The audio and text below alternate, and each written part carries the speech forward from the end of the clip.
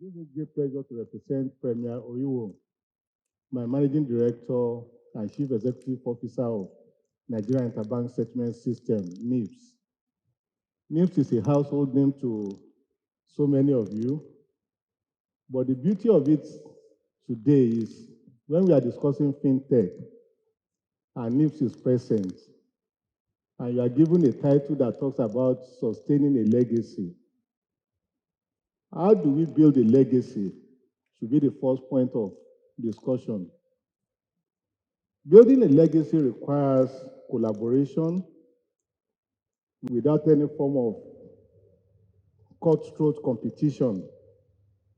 It's built in an environment where people trust each other, where you believe that every operators in the system are interdependent. Nobody exists in a vacuum. And so for this reason, as far back as 1993, when we had as much as 189 banks in Nigeria, the MDs of those 189 banks came together, trusted each other, and said, enough of having to spend money in silos. Why should I continue to spend money interconnecting myself as maybe a UBA to Keystone Bank, to All State Trust Bank of those times, to Savannah Banks of those times, to First Bank and so on? Can we have a convergence of infrastructure? And so having a convergence of infrastructure now requires that the 189 of them that locked themselves up in a room are agreeing to cede their independence to one unit of association.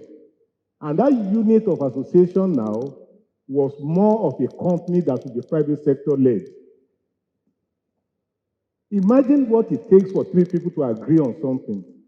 And now here you are with about 189 chief executives for banks saying that rather than me investing in infrastructures that will empower financial system intermediation, we want to cede that independence to a company. At that point, I'm sure Mr. Shegwa, if he's still around, was an MD of a bank. And so that trust is something that gives someone like me a level of confidence that things can still be done better. Things have been done well in the past, but now, how do we ensure that the confidence that was built in those days, we are able to sustain it? And so if this came into existence in 1993-94, we started operation in June 1994, and then you are looking at institutions that you have to power. What do we have to do? The name Nigeria Interbank Settlement System comes from just one singular responsibility: facilitate settlement across the banking industry.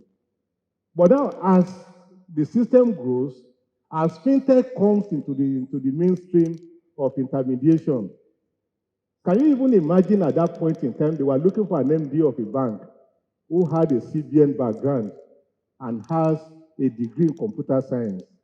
And it was very hard to source in 1993. And here we are. If you're looking for somebody that has an experience in regulatory framework of Nigeria, has been even an MD of a bank, you know how easy it will be for you to get that kind of an individual. But then, it was at a point at which we were beginning to domesticate computers. Trying to domesticate computing when we relied on programmers as the drivers of even our IT department. But here we are today.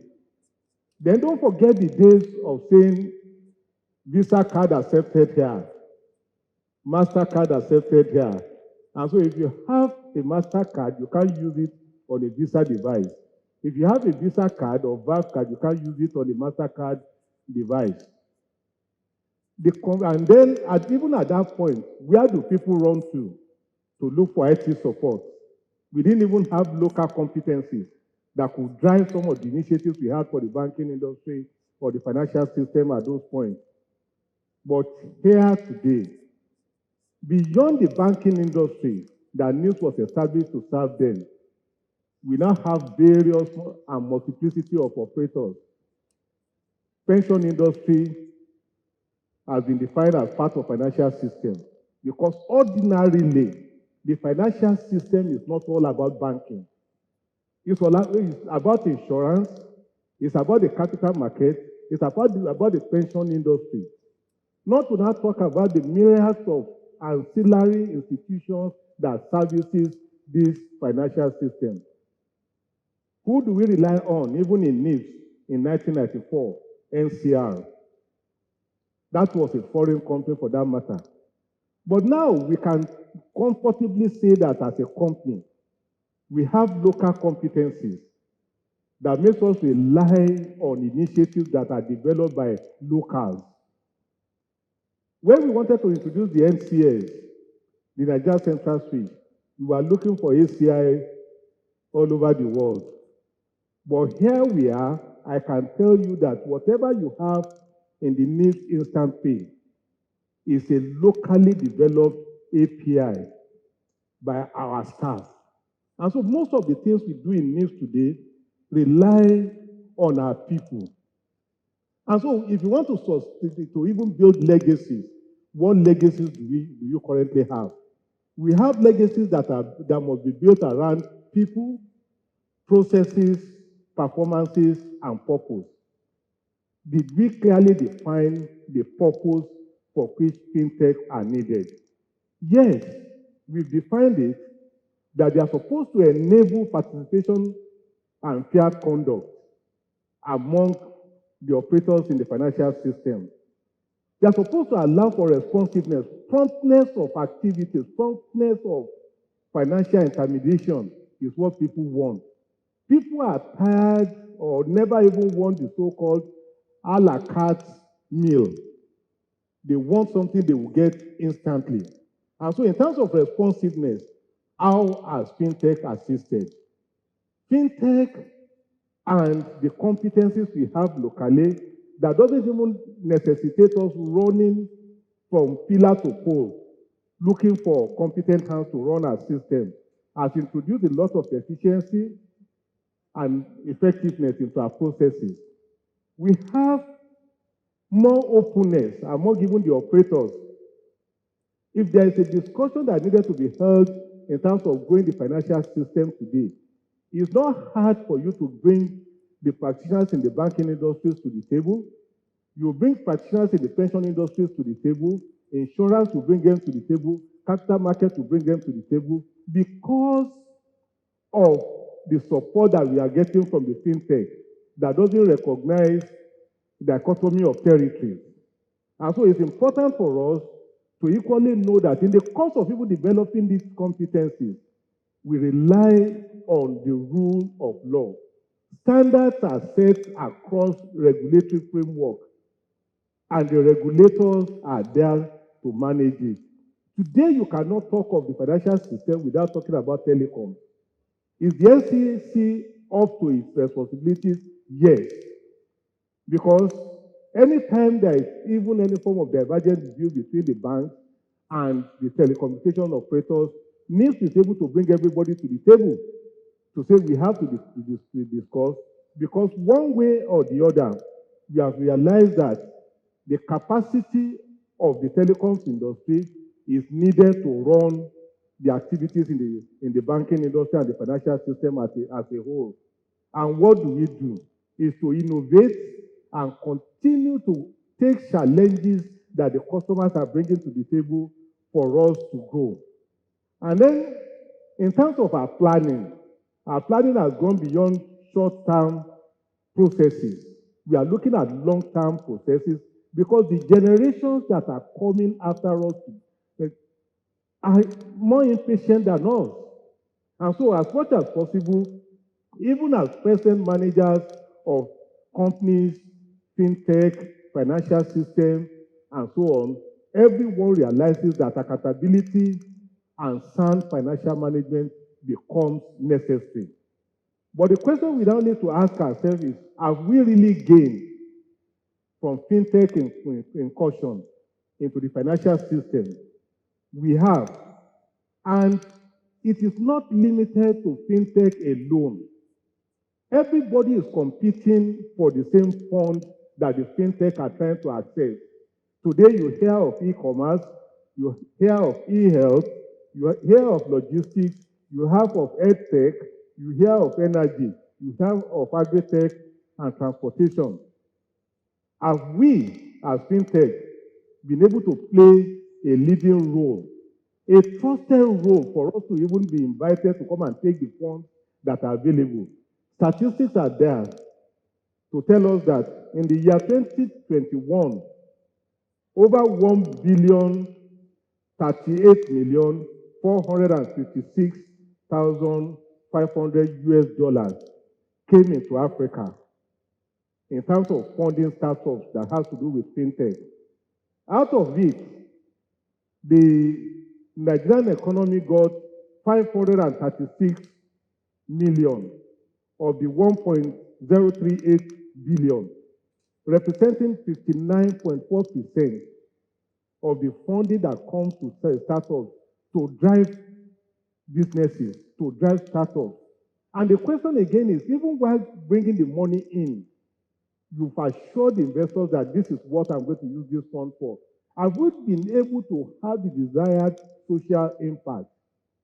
We can comfortably tell us today that the number of people that were employed in 2021 by fintech was close to 20,000, 17,915 to be precise, while the employees that can be traced to even startups that sought funds, the ones that sought funds that had to make a declaration that this is the social impact of the fund I got from you, is more providing employment for 17,915 workforce in Africa. Did Nigeria actually make the necessary impact? Nigeria was able to employ 5,446 additional workforce by these fintechs that sourced for funds and got it. In that respect, it becomes necessary for us to realize that fintech is not only the bride everybody is running after. Everybody has some other sources, like I mentioned, of e-commerce, e-health, energy, transportation. Move is there in Nigeria today. Who do we rely on? Before Move came into Nigeria, you were relying on Uber. But now, with the incursion and the engendering of confidence in foreign investors, we are able to get investors to come into the fintech space and invest.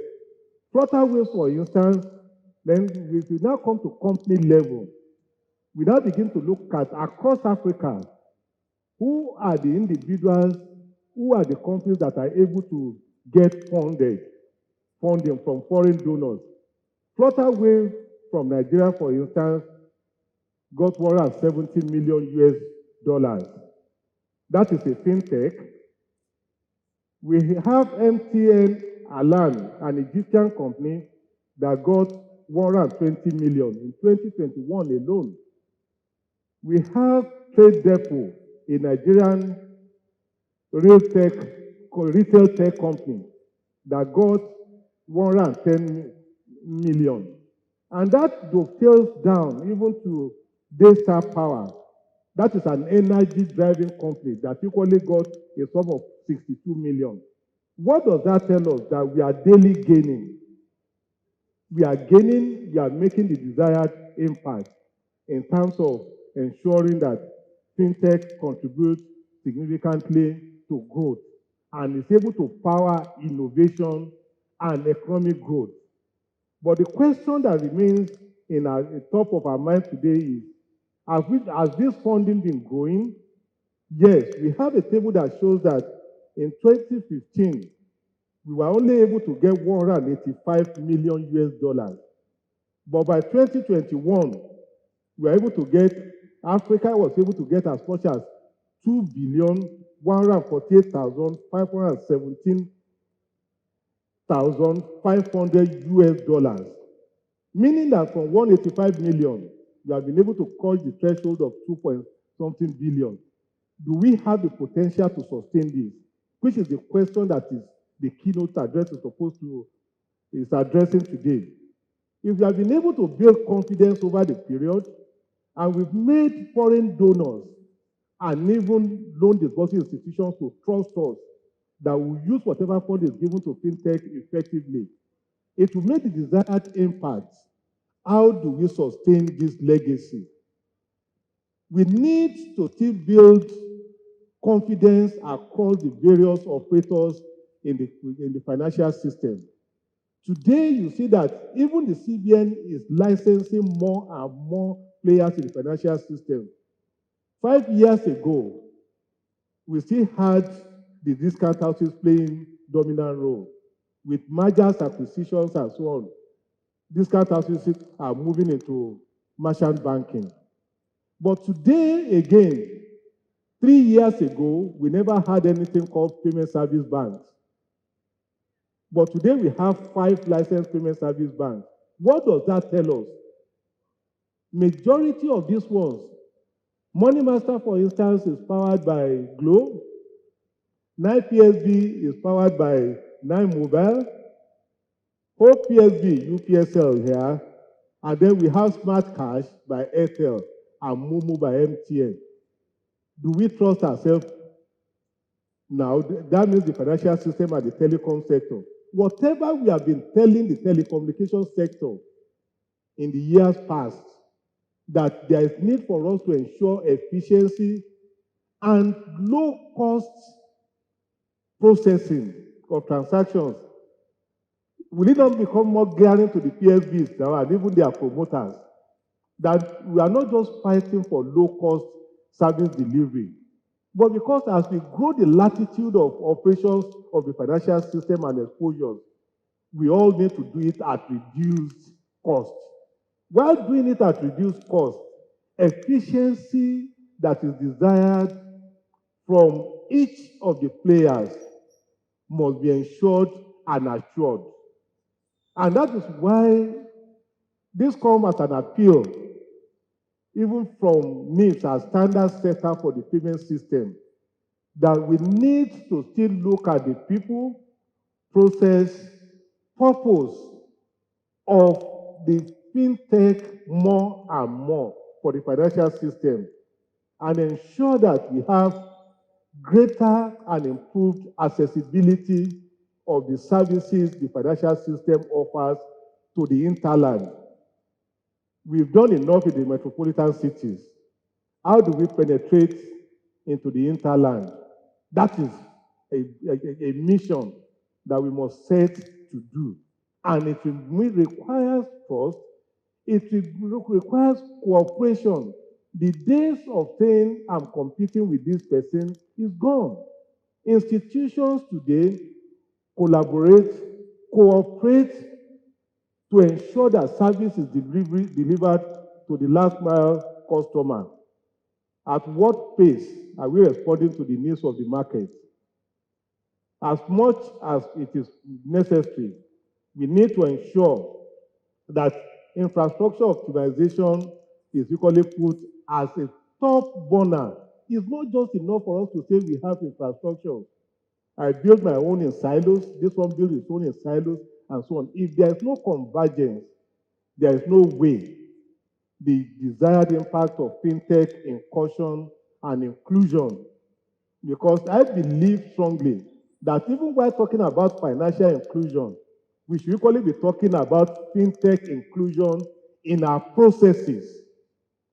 Fintech inclusion in our processes, because you cannot do anything that will make you meet the needs of the market as fast as desirable if we don't build that bridge of trust between the licensed institutions and these fintech companies. And the CBN has been magnanimous enough to ensure that licenses are not only given to banks.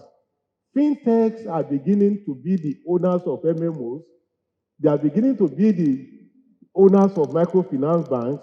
A lot of them, at one point or the other, will own banks of their own. We saw what happened in the Polaris during the week, for instance, Was it acquired by a multinational? Behind this are some fintech initiatives that feels that, okay, what is needed now to drive the operation of this bank is for us to introduce technology into whatever is being done. And don't close your mind to the fact that opportunities only exist with the currently licensed institutions. We have about 3 banks that have been recently licensed by the CBN. You think they want to do brick and mortar banking? No. Everybody wants to adapt technology to deliver services to the last mile customer. But for fintech, we need to address the challenge of locating you.